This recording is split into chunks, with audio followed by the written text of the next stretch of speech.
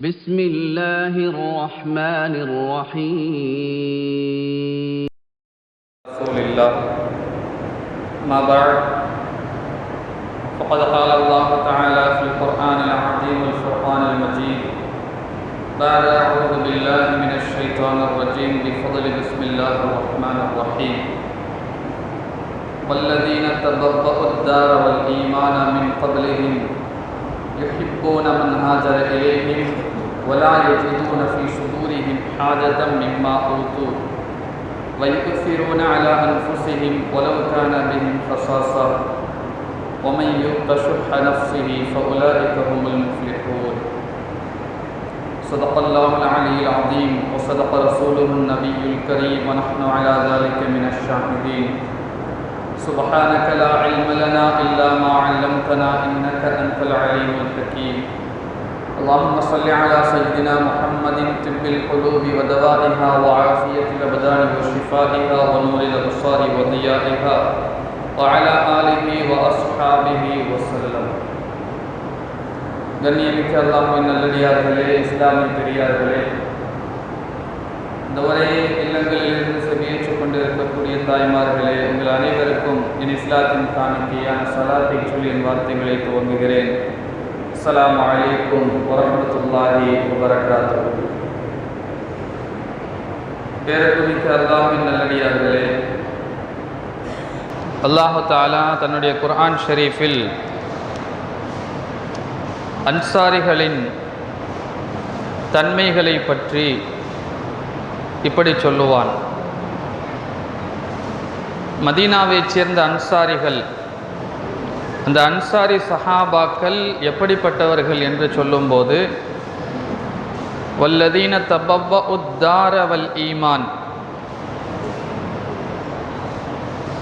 அவர்கள் மதீனாவில் அவர்களுடைய வீடுகள் இருக்கின்றது. அந்த மதீனாவில் அவர்கள் வாழும் காலத்திலேயே ஈமானையும் அவர்கள் பெற்றுக்கொண்டார்கள், ஈமானையும் அவர்கள் தேர்ந்தெடுத்து கொண்டார்கள். அவர்கள் மதீனாவில் இருக்கின்றார்கள். அங்கிருக்கும் போதே பெருமானார் ஸல்லல்லாஹு அலைஹி வஸல்லம் இன்னும் மக்காவிலிருந்து மதீனாவிற்கு ஹிஜ்ரத் செய்யவில்லை. அதற்கு முன்னாலே அவங்களுக்கு ஈமான் கிடைத்து விட்டது. இப்போ ஸல்லல்லாஹு அலைஹி வஸல்லம் அதன் பிறகுதான் ஹிஜ்ரத்து போகிறாங்க. ஸல்லல்லாஹு அலைஹி வஸல்லம் அங்கே போனதுக்கு பிறகு அந்த சஹாபாக்களுடைய தன்மைகள் எப்படி இருந்துச்சு அப்படின்றத அல்லாஹ் சொல்கிறான். யுஹிப்பூன மன் ஹாஜர இலைஹிம், அந்த மதீனத்து அன்சாரிகள் அவர்களிடத்தில் யார் ஹிஜ்ரத் செய்து வந்தார்களோ அவர்களை நேசித்தார்கள். யுஹிப்பூன அப்படின்னா நேசிப்பார்கள். இந்த மதீனத்து அன்சாரிகள் மக்காவிலிருந்து யார் குடும்பத்தையும் சொத்துக்களையும் அனைத்தையும் இழந்துவிட்டு ஈமானிற்காக வேண்டி, இஸ்லாத்திற்காக வேண்டி மதீனாவிற்கு நோக்கி வந்தார்களோ, மக்காவிலிருந்து வந்தார்களோ, அந்த முஹாஜிர்களை அவர்கள் நேசிப்பார்கள். வலா யஜிதூன ஃபீ சுதூரிஹிம் ஹாஜத்தன் மிம்மா ஊது. அடுத்த தன்மையாக அல்லாஹ் சொல்லுகின்றான், அந்த முஹாஜிர்களுக்கு ஏதாவது கொடுக்கப்பட்டால் அதை பார்த்து இவர்கள் தங்களுடைய உள்ளத்தில் அந்த பொருட்களின் மீது தேவையாக ஆக மாட்டார்கள். அவங்களுக்கு மட்டும் கொடுத்திருக்கிறாங்களே ஸல்லல்லாஹு அலைஹி வஸல்லம், நமக்கு தரவில்லையே என்று அவர்களின் மீது பொறாமைப்பட மாட்டார்கள். அவர்களுக்கு கொடுக்கப்பட்டதை தனக்கும் வேண்டும் என்று கூட அவங்க நினைக்க மாட்டாங்க. இரண்டாவது தன்மை. மூன்றாவது தன்மையாக அல்லாஹ் சொல்லுவா, யுஸிரூன அலா அன்ஃபுஸிஹிம் வலவ் கான பிஹிம் ஹஸாஸத்துன், தன்னை விட மற்றவர்களை தனக்கு தேவை இருந்தும் கூட அவர்களை எந்த ஒரு விஷயத்திலும் முன்னிலைப்படுத்துவார்கள், மற்றவர்களுக்கு தேர்ந்தெடுப்பார்கள். எனக்கு வேண்டாம், அதை நீங்கள் வைத்துக் கொள்ளுங்கள், என்னை விடவும் நீங்கள் அதற்கு தகுதியானவர்களாக இருக்கலாம் என்று தன்னை விடவும் மற்றவர்களை அவர்கள் தேர்ந்தெடுத்து கொள்ளுவார்கள். வலவ் கான பிஹிம் ஹஸாஸத்துன், அவர்களுக்கு அது தேவையாக இருந்தும் கூட, தனக்கும் அது தேவை இருக்கின்றது, ஆனாலும் தான் அதை வைத்துக் கொள்ளாமல் மற்றவர்களுக்கு அதை கொடுக்கக்கூடிய தன்மை அவர்களிடத்தில் இருக்கும். இவ்வாறாக மூன்று தன்மைகளை, அந்த அன்சாரிகளின் தன்மைகளை அல்லாஹ் சொல்லுகின்றான். ஒமன் யூக ஷுஹ நஃப்ஸிஹி ஃபஉலாயிக ஹுமுல் முஃப்லிஹூன். யார் தன்னுடைய உள்ளத்தில் இருந்த இந்த கஞ்சத்தனத்தை விட்டும் பாதுகாக்கப்பட்டாரோ, அந்த கஞ்சத்தனத்தை விட்டும் பாதுகாக்கப்பட்டாரோ, ஃபஉலாயிக ஹுமுல் முஃப்லிஹூன், அவர்கள்தான் நாளைக்கு வெற்றியாளர்கள் என்று அல்லாஹ் சொல்லுகின்றான். இந்த 3 தன்மைகளை அல்லாஹ் சொல்லிவிட்டு, இந்த 3 தன்மை எப்படி இருக்கும்னு சொன்னா, உள்ளத்துல கஞ்சத்தனம் இருக்காது. அந்த கஞ்சத்தனத்தை விட்டும் யார் இப்படியெல்லாம் குடைத்தன்மையாளர்களாக இருந்தார்களோ அவர்கள் வெற்றியாளர்கள் என்று அந்த மதீனத்து சஹாபாக்களை பார்த்து அல்லாஹ் சொல்லுகின்றான். அதுலேயும் 3வது தன்மை இருக்குது பாருங்க. தனக்கு தேவை இருந்தும் தான் வைத்து கொள்ளாமல் தன்னுடைய மற்ற தோழர்களுக்கு அதை கொடுக்க வேண்டும் என்ற அந்த சிந்தனை, அது சீக்கிரத்தில் எங்கேயுமே வராது. இஸ்லாமிய வரலாற்றை தவிர்த்து வேறு எந்த வரலாற்றிலும் இப்படிப்பட்ட ஒரு தன்மைகளை நாம் பார்க்கவே முடியாது. இஸ்லாமிய வரலாற்றை, சஹாபாக்களுடைய வாழ்க்கை வரலாற்றை, இமாம்களினுடைய சரிதைகளை தவிர்த்து மற்ற வாழ்க்கைகளை, பொதுமக்களினுடைய அல்லது மற்ற தலைவர்கள், அறிஞர்களின் வாழ்வை நீங்கள் எடுத்து பார்த்தால் இந்த தன்மையை அவர்களுடைய வாழ்க்கையில் நாம் பார்க்கவே முடியாது. ஆனால் இந்த போன்ற தன்மைகள் சஹாபாக்களுடைய வாழ்க்கையில், பெருமானார் ஸல்லல்லாஹு அலைஹி வஸல்லம் அவர்களால் உருவாக்கப்பட்ட தோழர்களுடைய வாழ்க்கையில் நாம் அதிகமாக பார்க்க முடியும். ஏன், ஸல்லல்லாஹு அலைஹி வஸல்லம் அவர்களுடைய வாழ்க்கையில் இருந்துதான் சஹாபாக்கள் படிப்பினை பெற்றார்கள். ஒரு முறை பெருமானார் ஸல்லல்லாஹு அலைஹி வஸல்லம் ஒரு நல்ல ஒரு அழகான ஒரு ஆடை அணிந்திருக்கின்றார்கள். கம்பளியால் ஆன ஒரு ஆடை. அந்த ஆடை பார்ப்பதற்கு அழகாக இருக்கின்றது. ஒரு தோழர், ஒரு சஹாபி ஸல்லல்லாஹு அலைஹி வஸல்லம் அவர்களை அந்த ஆடையில பார்க்கும்போது எவ்வளவு அழகாக அந்த ஆடை இருக்கின்றது யா ரசூலல்லாஹ் என்று அந்த சஹாபி சொல்லிவிட்டார்கள். அந்த சஹாபிக்கு அந்த ஆடை வேணும்னு கூட நினைக்கல. அழகா இருக்குது யா ரசூலல்லாஹ் அப்படின்னு சொல்லிட்டாங்க. ஸல்லல்லாஹு அலைஹி வஸல்லம் அந்த ஆடையை அந்த தோழருக்கு கலத்தி கொடுத்து விட்டார்கள். கொடுத்த பிறகு மீண்டும் இன்னொரு ஆடை அதே மாதிரி அந்த ஆடையை நெய்ய சொல்லி சஹாபாக்களுக்கு யார் அந்த ஆடை கொடுத்தாங்களோ அவங்கள்ட்ட சொல்லி விட்டுட்டாங்க ஸல்லல்லாஹு அலைஹி வஸல்லம். ஆனால் இன்னொரு ஆடை வருவதற்குள் ஸல்லல்லாஹு அலைஹி வஸல்லம் இந்த உலகத்தை விட்டே சென்று விட்டார்கள். இதுதான் ஸல்லல்லாஹு அலைஹி வஸல்லம் வாழ்க்கைங்க. தனக்கு தேவை இருந்தும் கூட தன் தோழர் அது நல்லா இருக்குதுன்னு சொல்லிவிட்டார் என்ற காரணத்தினால் அணிந்திருந்த ஆடையை கலட்டி கொடுத்து விட்டார்கள் பெருமானார் ஸல்லல்லாஹு அலைஹி வஸல்லம். தன்னை விட மற்றவர்களுக்கு முன்னுரிமை கொடுக்கக்கூடிய இந்த தன்மை. யுஸிரூன அலா அன்ஃபுஸிஹிம், தன்னை விட அவர்கள் தேர்ந்தெடுத்துக் கொள்வார்கள், மற்றவர்களை தேர்ந்தெடுப்பார்கள். ஹதீஸ்ல பார்க்கிறோம், அபூ தல்ஹா ரலியல்லாஹு தஆலா அன்ஹு என்ற ஒரு சஹாபி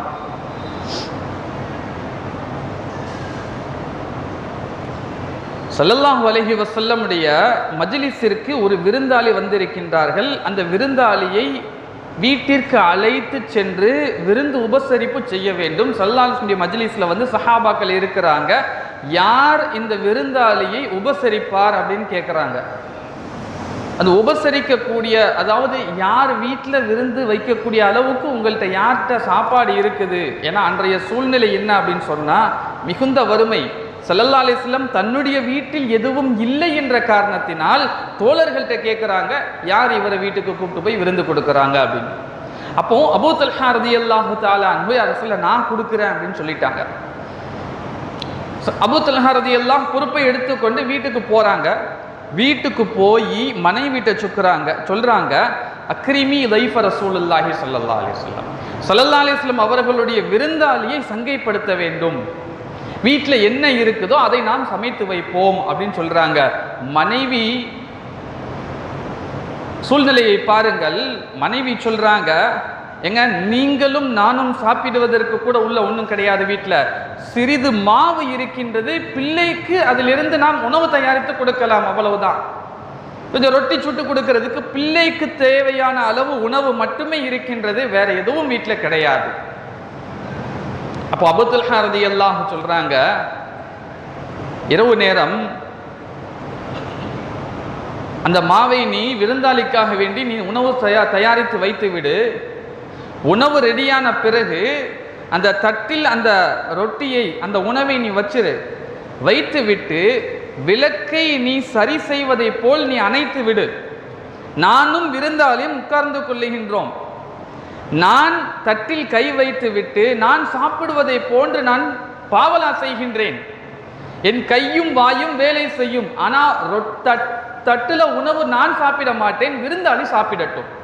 இவ்வாறு நாம் நடந்து கொள்ளுவோம் என்று அந்த மனைவியிடத்தில் சொல்ல மனைவியும் அதை அப்படியே ஏற்றுக்கொள்ளுகின்றார். சஹாபாக்களுடைய ஒவ்வொருவருடைய வாழ்க்கையும் இப்படித்தான் இருந்தது. ஒரு கணவனினுடைய கட்டளைக்கு எப்படி அந்த மனைவி கட்டுப்படுகின்றார் என்று பாருங்கள். பிள்ளைக்கு உண்டான உணவு, குழந்தை தூங்க வைக்கப்பட்டு விட்டது, குழந்தை தூங்கிவிட்டது, அதே போன்று உணவு தயார் செய்து அந்த தயார் செய்த உணவு முன்னால் வைக்கப்பட்டு விருந்தாளி திருப்தியாக சாப்பிட்டு முடிக்கின்றார். இங்கு கணவனும் மனைவியும் பட்டினியாக கிடந்தார்கள், பிள்ளை உட்பட அத்தனை நபர்களும். அடுத்த நாள் விடுகின்றது. இந்த தோழரைக்காக வேண்டித்தான் அல்லாஹ் இந்த வசனத்தை இறக்குகின்றான். இவர்கள் தனக்கு தேவை இருந்தும் கூட மற்றவர்களுக்கு முன்னுரிமை கொடுக்கின்றார்கள், மற்றவர்களுக்கு அதை விட்டு கொடுத்து விடுகின்றார்கள் என்று இந்த அபூ தல்ஹா ரலியல்லாஹு அன்ஹு அவர்களுடைய விஷயத்தில் இந்த வசனத்தை அல்லாஹ் இறக்குகின்றான். சஹாபாக்களுடைய தன்மை இதுதாங்க. தனக்கு தேவை இருந்தாலும் பரவாயில்லை, நான் சாப்பிடவில்லை என்றாலும் சரி, வந்த விருந்தாளி சாப்பிட வேண்டும். பிரபலமான ஒரு சம்பவம் நாம் கேள்விப்பட்டிருப்போம். ஒரு ஆட்டுத்தலை ஒரு சஹாபியினுடைய வீட்டிற்கு வருகின்றது. இந்த சஹாபி பார்க்கறாங்க, அந்த ஆட்டுத்தலை நம்ம வீட்டுக்கு அன்பளிப்பாக வந்திருக்கின்றது.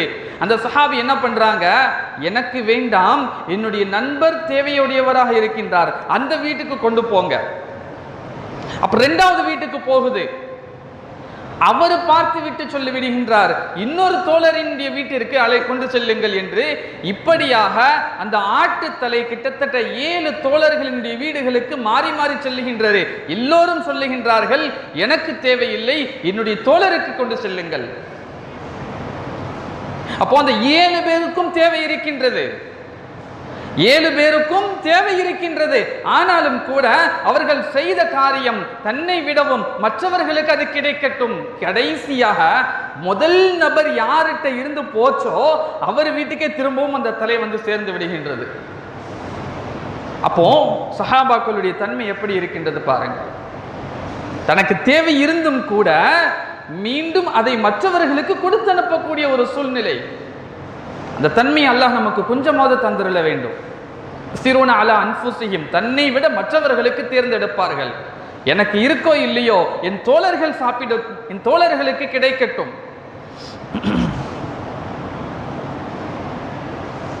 செய்திகள் எல்லாமே நம்ம கேள்விப்பட்ட விஷயங்கள் தாங்க. ஆனா அந்த தன்மை, அதை கேட்க கேட்க நம்முடைய உள்ளத்தில் கொஞ்சமாவது நம்மை சுற்றி இருக்கக்கூடியவர்களுக்கு நாம் கொடுக்கக்கூடிய அந்த தன்மையை அல்லாஹ் நமக்கு தர வேண்டும். அதுதான் நம்மளுடைய நிய்யத்தா இருக்கணும். கேட்ட செய்திகள் தான் எல்லாமே. எர்முக் போர்ல காயம்பட்ட ஒரு தோழர் தண்ணீருக்காக வேண்டி தண்ணீர் கேட்கக்கூடிய ஒரு சூழ்நிலையில கிடக்கிறார். சொந்தக்கார ஒருத்தர் வந்து தண்ணீர் கொண்டு வருகின்றார், தண்ணீர் கொடுப்பதற்காக வேண்டி. அப்ப பக்கத்துல இருந்து இன்னொரு சப்தம் வருகின்றது, தண்ணீருடைய தேவைக்காக. அவரும் தண்ணி அப்படின்னு சொல்லி கேட்கிறாரு. பக்கத்தில் இருக்க தோழர் அவரும் அந்த போரிலே காயப்பட்டு உயிருக்கு போராடி கொண்டு இருக்கின்றார். இந்த நேரத்தில் கூட அந்த சஹாபி சொல்றாங்க, பக்கத்துல கையை காட்டுறாங்க, வாயை திறந்து கூட பேச முடியல, அங்க கொண்டு போ, அவர்கிட்ட இருந்து சப்தம் வருகின்றது, முதல்ல அவருக்கு கொடு அப்படின்னு சொல்லி. இரண்டாவது நபர்கிட்ட கொண்டு போய் கொடுக்கறாங்க, பக்கத்துல இன்னொருத்தர் தண்ணீர் என்று சப்தம் இடுகின்றார். மூணாவது இடத்துக்கு கொண்டு போய் கொடுக்க சொல்றாங்க. மூணாவது நபர்கிட்ட கொண்டு போய் கொடுக்கறதுக்குள்ள அவர் ஷஹீதாகி விடுகின்றார். இன்னா லில்லாஹி வ இன்னா இலைஹி ராஜிஊன். சரி, அவர் தான் போய் சேர்ந்துட்டாரு. இரண்டாவது நபருக்கு கொடுக்கலாம் அந்த தண்ணீரை என்று இரண்டாவது நபர்கிட்ட வர்றாங்க, அவர்களும் ஷஹீதாகி விட்டார்கள். சரி, தன்னுடைய நெருங்கிய சொந்தக்காரர் சாச்சாக்கு கொடுக்கலாம் அப்படின்னு வர்றாரு முதல் நபர், அங்கு அவரும் ஷஹீதாக ஆகி விடுகின்றார்கள். இப்படி அந்த தண்ணீரை குடிக்காமலேயே 3 சஹாபாக்களும் தன்னை விட மற்றவர்கள் அதை குடிக்கட்டும் என்று விட்டு கொடுத்து உயிரை கொடுத்தார்கள். இதுதான் சஹாபாக்களின் தன்மை. இந்த தன்மை நம்மிடத்திலே வர வேண்டும். எல்லாம் எனக்கு எனக்கு என்று இருக்கக்கூடிய இந்த உலகத்திலே ஒரு முஸ்லிம் எப்படி இருக்க வேண்டும் என்று சொன்னால், யுஸிரூன அலா அன்ஃபுஸிஹிம், தன்னை விட மற்றவர்களுக்கு அது கிடைக்க வேண்டும்.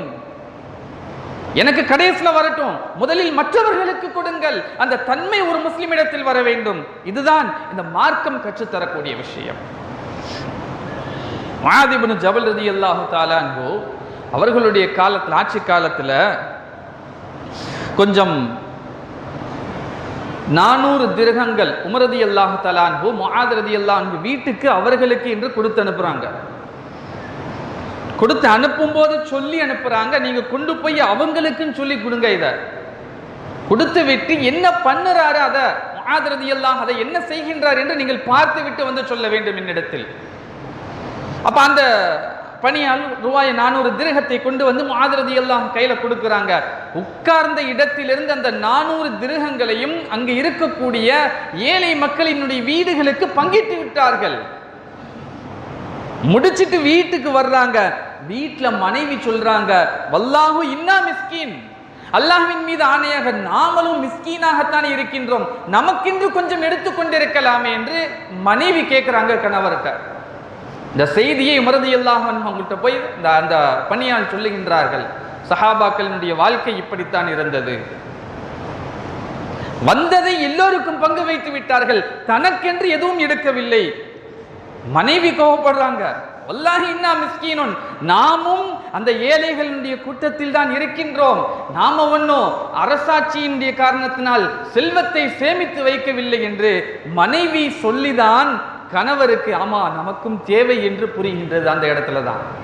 ஆனால் கொடுத்தாகிவிட்டது, அவ்வளவுதான், முடிஞ்சது. அது ஐஷா ரலியல்லாஹு அன்ஹா சஹாபாக்களுடைய ஒவ்வொருவருடைய வாழ்க்கையிலையும் பார்க்கிறோம். 1-2 செய்தி இல்லைங்க, கிதாபுல நிறைய செய்திகள் இது சம்பந்தமாக போடுகின்றாங்க. ஆயிஷா ரலியல்லாஹு தஆலா அன்ஹா நோன்பு வைத்திருக்கின்றார்கள். நோன்பு நோற்றிருக்கக்கூடிய நேரத்தில் நோன்பு திறப்பதற்காக என்று ஒரு ரொட்டியை வச்சிருக்கிறாங்க. இஃப்தாருக்காக வேண்டி ஒரே ஒரு ரொட்டி இருக்கின்றது. இப்படிப்பட்ட நேரத்தில் வாசலில் யாசகர் வந்து நிற்கின்றார். இருந்த ரொட்டியை எடுத்து கொடுத்து விட்டார்கள். இப்ப நோன்பு திறப்பதற்கு எதுவுமே கிடையாது. யோசிக்கவில்லை, நோன்பு திறக்க வேண்டும் நாம, அதனால் இதை நாம் வைத்துக் கொள்ளுவோம், யோசிக்கவில்லை, அதையும் எடுத்து கொடுத்து விட்டார்கள். ஸல்லல்லாஹு அலைஹி வஸல்லம் அவர்களுடைய வளர்ப்பு, அது அவர்களுடைய நபி அவர்களால் பண்படுத்தப்பட்டவர்கள் ஆயிஷா ரலியல்லாஹு அன்ஹா. அடுத்தது அதையும் கொடுத்து விட்டார்கள். நோன்பு திறக்கக்கூடிய நேரம் வந்து விடுகின்றது. எதை வைத்து இஃப்தார் செய்வது என்று தெரியவில்லை. இப்படிப்பட்ட சூழ்நிலையில எங்கிருந்தோ ரொட்டியும் இறைச்சியும் சேர்ந்து அவர்களுக்கு வருகின்றது. இதுதான் சஹாபாக்களுடைய வாழ்க்கையினுடைய நிலைங்க. இது அல்லாஹ் அவர்களுக்கு கொடுக்கின்றான். நாம கொடுத்தோம் என்று சொன்னால் நிச்சயமாக அல்லாஹ் நம்மளை கைவிட மாட்டான், நம்மை அல்லாஹ் வீணாக்கி விட மாட்டான், நம்மை கைவிட்டு விட மாட்டான். எனக்கு கிடைக்கவில்லை என்ற அந்த சிந்தனை மட்டும் நமக்கு வந்துடக்கூடாது. எனக்கு இல்லையே, நான் கொடுத்தால் எனக்கு இல்லாமல் போய்விடுமே, அந்த நினைப்பு மட்டும் நம்மளுக்கு வந்துடக்கூடாது.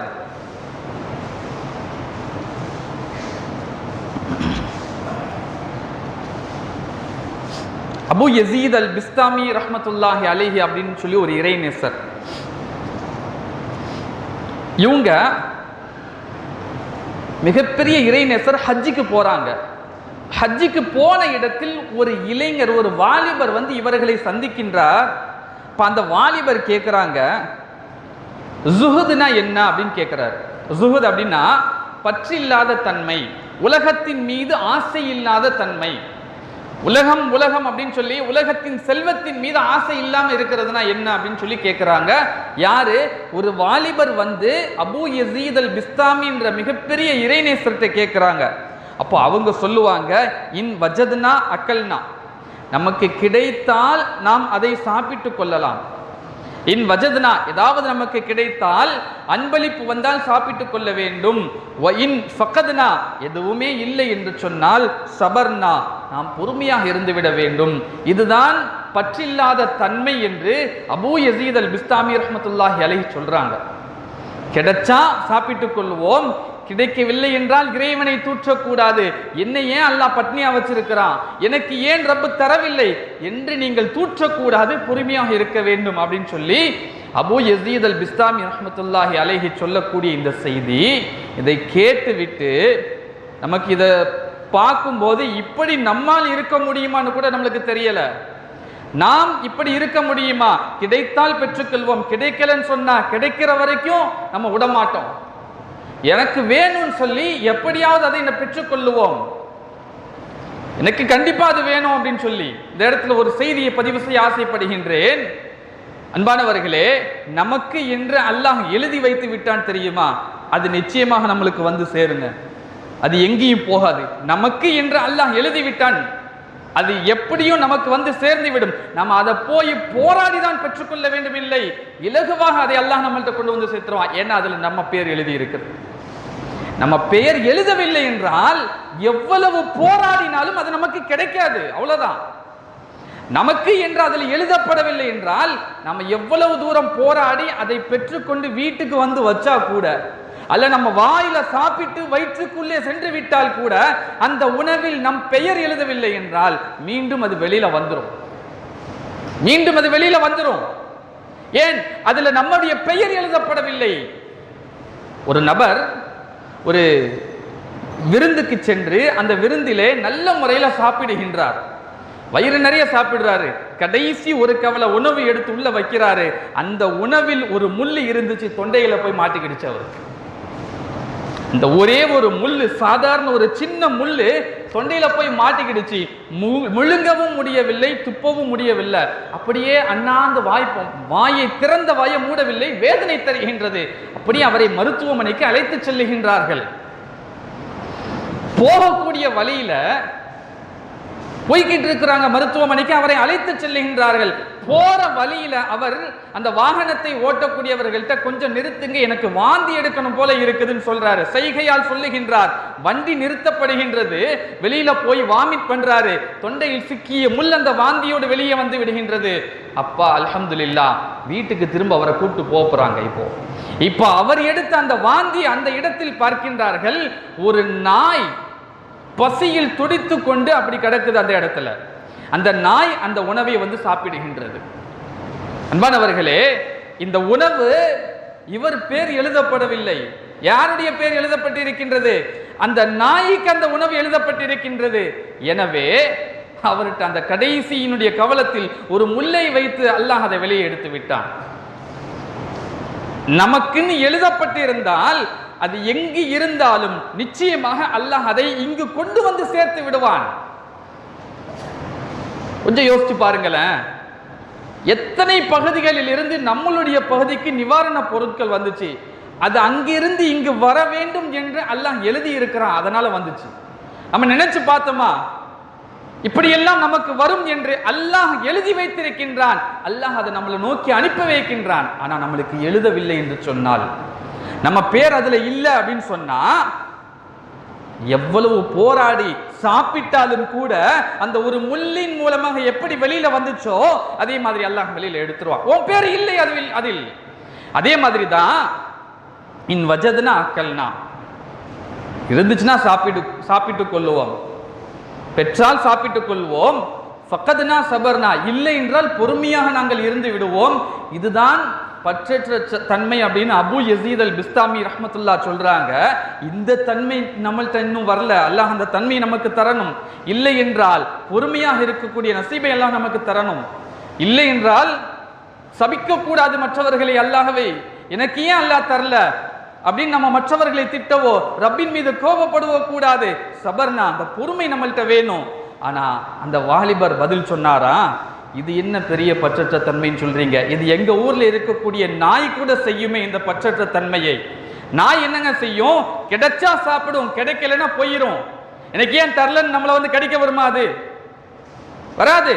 ஒரு நாய்கிட்ட கூட இந்த தன்மை இருக்குது. இது என்ன பெரிய விஷயம்? நாங்கள் என்ன செய்வோம் தெரியுமா? இன் ஃபக்கத்னா ஷக்கர்னா, எங்களுக்கு கிடைக்கவில்லை என்றால் நாங்கள் நன்றி செலுத்துவோம்.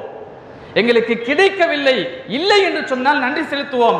எனக்கு அல்லாஹ் தரல, அதை இன்னொருத்தருக்கு அல்லாஹ் கொடுத்திருக்கின்றான். எனக்கு பதிலாக இன்னொருத்தருக்கு கிடைத்திருக்கின்றது. யுஸிரூன அலா அன்ஃபுஸிஹிம், மற்றவர்களை தேர்ந்தெடுத்தார்கள். அந்த தன்மை எனக்கு இல்லை என்று சொன்னால் ஷக்கர்னா, நன்றி செலுத்துவோம். வயின் வஜத்னா ஆசர்னா, எங்களுக்கு கிடைத்தால் ஆசர்னா, நாங்கள் அதை இன்னொருத்தருக்கு கொடுப்போம், இல்லாதவருக்கு கொடுப்போம். இதுதான் எங்கள்கிட்ட இருக்கக்கூடிய பற்றற்ற தன்மை என்று அந்த வாலிபர் அபூ யஸீத் அல் பிஸ்தாமி ரஹ்மத்துல்லாஹிற்கு பாடம் நடத்திவிட்டு சென்றார் என்ற செய்தியை பார்க்கின்றோம்.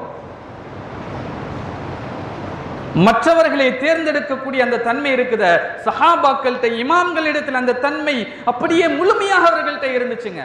அந்த தன்மையினுடைய கொஞ்சத்தை அல்லாஹ் நமக்கு தர வேண்டும். அபுல் ஹசன் அன்சாகி ரஹ்மத்துல்லாஹி அலைஹி அப்படின்ற ஒரு பெரியார், ஏற்கனவே அபூ தல்ஹா ரலியல்லாஹு தஆலா அன்ஹு அவங்களுடைய செய்தியை பார்த்தோம் தெரியுமா? அதே மாதிரியான நிகழ்வு இவர்களை சந்திப்பதற்காக வேண்டி 30 மாணவர்கள் வர்றாங்க. அவர்களுக்கு உணவு தயார் செய்யப்படுகின்றது. கொஞ்சம் தான் இருக்குது உணவு. அந்த மாணவர்கள் அனைவரும் ஒன்றாக உட்கார்ந்து சாப்பிடுகின்றார்கள். இரவு நேரத்தில் இருட்டில் சாப்பிடுறாங்க. சாப்பிட்டு முடித்த பிறகு அந்த தட்டில் உள்ள உணவை பார்க்கின்றார்கள். உணவு அப்படியே இருக்கின்றது, ஆனால் எல்லாரும் சாப்பிட்டு முடிச்சிட்டாங்க. என்னவென்று பார்த்தால், இல்லை, நண்பர் சாப்பிட வேண்டும் என்று நான் சாப்பிடாமல் இருந்தேன் என்று 30 மாணவர்களும் சொன்னார்களாம். அந்த உணவு அப்படியே இருக்கின்றது. இதுதான் அந்த மாணவர்களுடைய தன்மையை பாருங்கள். தனக்கு கிடைத்தால் அதை சாப்பிடுவார்கள் இல்ல, தனக்கு கிடைத்ததை கூட மற்றவர்களுக்காக விட்டுக் கொடுக்கின்றார்கள். இதுதான் சஹாபாக்கள் இருந்த தன்மை. மதீனத்து அன்சாரிகளை அல்லாஹ் புகழக்கூடிய 3 தன்மைகளில் இந்த தன்மையையும் அல்லாஹ் சொல்லி, இந்த தன்மை இருக்கின்றது என்று சொன்னால் அவர்கள் வெற்றியாளர்கள், நாளை சுவனத்துக்குரியவர்கள் என்று சொல்லுகின்றானே. இந்த தன்மையை நம்முடைய வாழ்க்கையில் எடுத்து நடத்தக்கூடிய, எடுத்து செயல்படுத்தக்கூடிய, நமக்கு கிடைத்தாலும் அதை நாம் மற்றவர்களுக்காக நாம் சற்று கொஞ்சம் கொடுக்கக்கூடிய நல்ல உள்ளத்தை, அந்த மற்றவர்களை தேர்ந்தெடுக்கக்கூடிய உள்ளத்தை அல்லாஹ் நம் அனைவருக்கும் தந்தருள்வானாக. வாஹிர் தஅவானா அல்ஹம்துலில்லாஹி ரப்பில் ஆலமீன். அஸ்ஸலாமு அலைக்கும் வரஹ்மத்துல்லாஹி.